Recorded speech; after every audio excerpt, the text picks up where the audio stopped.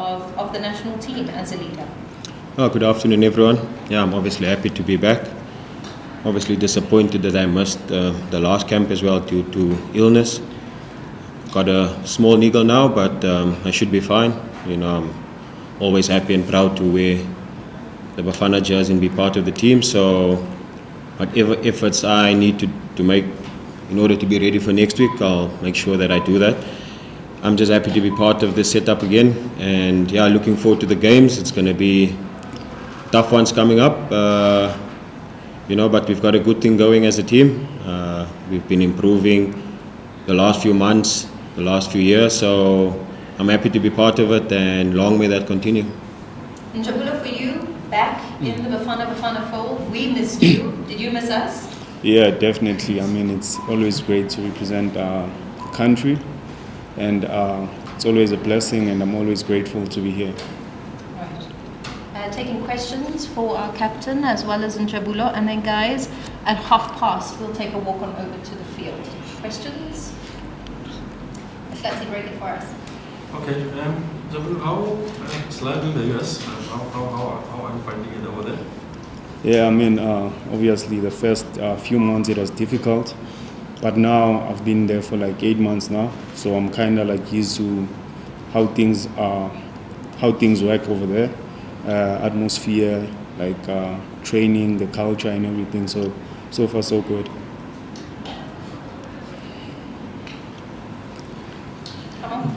Jebs, are you loving the representation that we're getting from South African players? I mean, it's you, Cassius, Bongo Bushe. Do you feel that with you guys being more and with the constant performances that you're having for your team, you can actually attract more players to come to the MLS? Yeah. Obviously, I think it's always great to see your teammates in the national team improve, and always see them represent us in better leagues. So yeah, I think it's great for us in the country to have players abroad, as the coach said. So I think it's a good thing for us.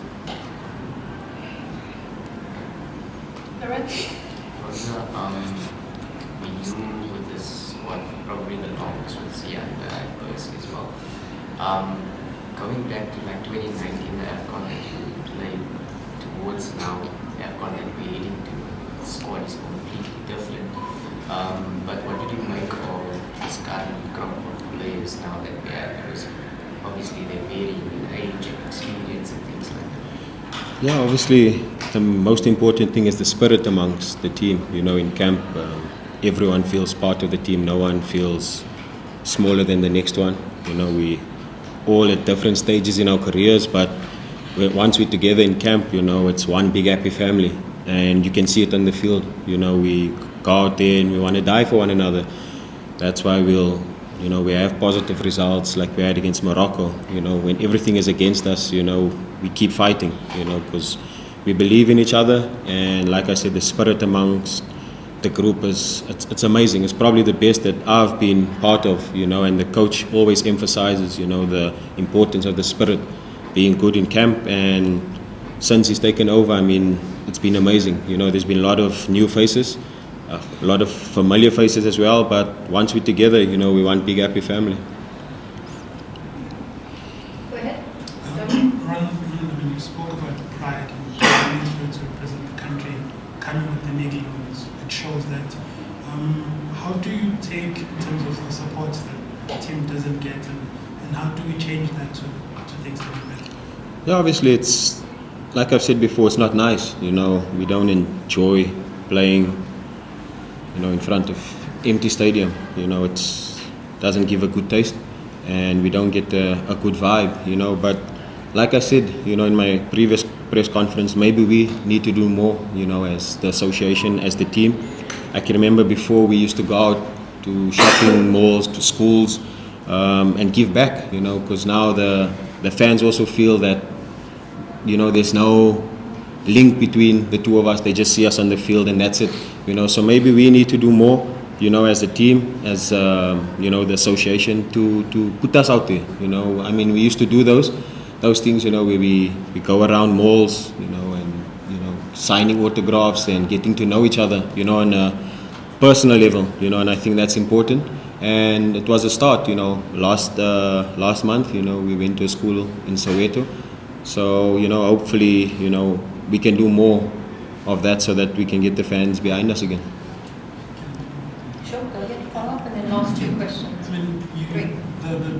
the trips to the mall, I mean, obviously in terms of cost, not many people might afford a ticket to go to the game. But what did that do in terms of when Bafana was there in the mall a day before the game, wherever they were playing? Yeah, obviously you could see the excitement that it brought, you know, to see your favorite football in front of you, you know, getting a hug, getting a photo from him, you know, that, you know, you can see the pride in their faces, you know, and the excitement that it brings. So maybe we should, you know, go back to doing that. Obviously we used to do that before COVID, you know, hit us. So, you know, it's something that myself and the other senior players will put to the table, to the technical team as well as the association, to see how we can give back as well, you know, because we need our fans, and I mean, without them we are nothing, you know, and you can see, you know, the games that we've played, you know, the game against Morocco, you know, speaks volumes, you know, it was them who got us over the line. Last three questions. Ronwen, you're obviously cognizant of like what it means to have like superstars in the team, and I'm not talking about like a BS, also I'm talking about global superstars and bringing fans. I mean, South Africans who travel to Old Trafford or even Saudi to watch Ronaldo, for example. Do you think that is perhaps something that is missing, that we don't have that one global superstar or somebody that, you know, really is elevated on that pedestal? It's possible, but in saying that, there's a lot of our local superstars that the fans love. I mean, they love Percy Tau, Lyle Foster now, who's doing extremely well, Njabulo Blom, you know, so there's a lot of the guys that's doing extremely well. And yes, we don't have, you know, maybe someone as big as Benny McCarthy used to be, but I mean, we need to give credit to Lyle Foster as well. Bongo Kuhle, I mean, it's not easy going there and scoring the amount of goals that Hlongwane is scoring there. Percy Tau as well, you know, going from Belgium and playing in all these different leagues, even in the English Premiership, you know, and still killing it in Al Ahly. So we need to give credit, you know, to the players as well, and you know, they're doing extremely well. So that's all we can do as players, you know, is just go out there and do our best. And me, you know, as an outsider looking, seeing how well the players are doing overseas, it encourages me, you know, to not give up on my dream. Ronza, of course, each camp is different. I mean, we had the Morocco camp, and then we had the Namibia DRC camp, and now we are about to have eSwatini Ivory Coast camp. I mean, what would you say has been the growth from that Morocco camp to the previous one, and what would be the lesson learned from those going into this one against eSwatini and Ivory Coast? Yeah, it's just the consistency. You know, we want to build on the winning momentum that we've had, that we've built over the last year. I think the last defeat we had was against Morocco away, you know, and it's been over a year now that we haven't lost any game, and we want to make sure that we win every game. Like the coach has emphasized, you know, winning is important, you know, and each and every game we want to, you know, go out there and win. And you know, the lessons that we can learn is that people won't make it easy for you, especially when you play, you know, the smaller countries. You know, they're coming there on the field not to lose, and that's difficult to play, you know, against a team who doesn't want to lose, you know, rather than a team who wants to win, you know. So we need to make sure that we are on the right level all the time, you know, playing a smaller team or playing a bigger country.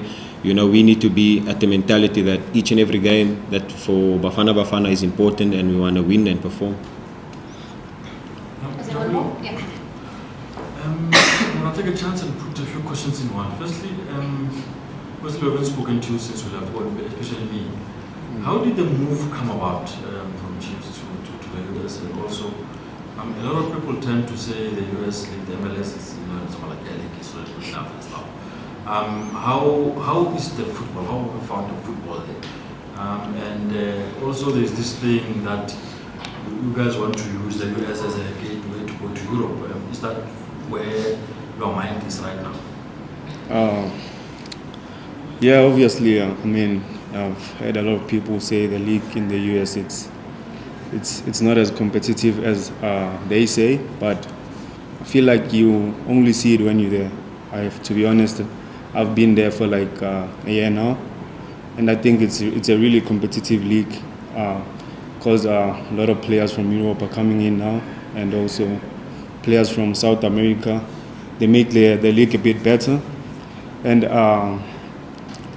what was the question again, please? Okay. Are you using it as a gateway? Oh yeah, yeah. I think for me, that was like the whole my whole goal when I moved to the US, to use it as a stepping stone to greater leagues in Europe, and also like to grow as a person, to grow as an individual.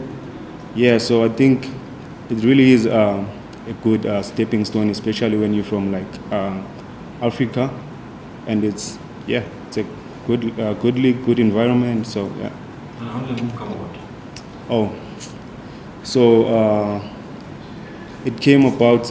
It was in, I think, November, and then I was still trying to figure out my next move, because the things with Chiefs wasn't good. We were not getting in like in terms of my contract. So yeah, like my agent told me that like there's a new team in the US, and they like kind of interested in me. So it might be a good move for me, especially like to use it as a stepping stone to Europe, and then obviously sat down with my mom, sat down with my dad and my family. We spoke about it, and then we saw it. It was like a really good move for me, especially like to grow as a human being, move out of my comfort zone, find myself as a young adult.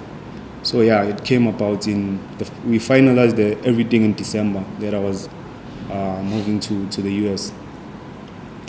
Awesome. Thank you so much, guys. That concludes our press conference.